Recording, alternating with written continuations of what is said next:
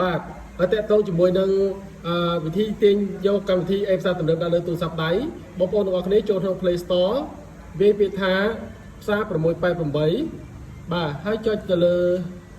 វាហើយទាញយកកម្មវិធីដល់លើទូរស័ព្ទដៃមកបងប្អូនណាបន្ទាប់ពីទាញយកកម្មវិធីដល់លើទូរស័ព្ទដៃបានហើយបងប្អូនទាំងអស់គ្នាចូលលើពាក្យថា account បាទហើយបន្តមកទៀតវេលេខទូរស័ព្ទចូលបាទ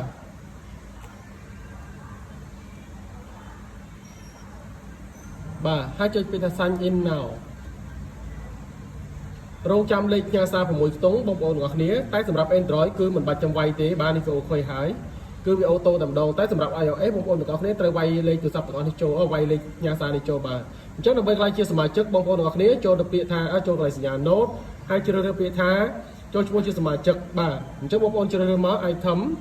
បាទហើយនឹងកន្លែងនេះបងប្អូនអាចដាក់ជានាមតកូលមកបាទនេះខ្ញុំឧទាហរណ៍បងប្អូនមើលយន្តបុរាណ Head Pro បាទអញ្ចឹងថ្ងៃខែឆ្នាំកណ្ដាលនេះបងប្អូនទាំងអស់គ្នាមិនបាច់ទៅបំពេញក៏បានដែរតែអាស្រ័យឋានបងប្អូនទាំងគ្នាត្រូវបំពេញណាបាទវាយជាភាសាខ្មែរក៏បានដែរបាទ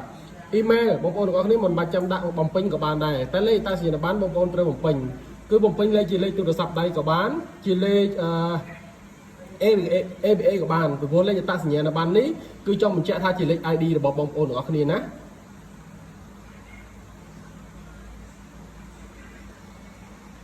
បាទនេះគឺខ្ញុំដាក់ជាលេខសុខទោស069 329 429នេះគឺលេខដែលខ្ញុំដាក់ជាលេខទូរស័ព្ទដៃតែលេខណែនាំគឺខ្ញុំត្រូវដាក់លេខ03ដង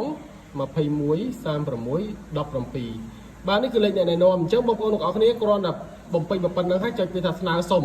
អញ្ចឹងប៉ុណ្្នឹងជាការស្រេចបាទអញ្ចឹងជាចុងក្រោយសូមអរគុណជូនពរសំណាងល្អហេងទាំងអស់គ្នាបាទ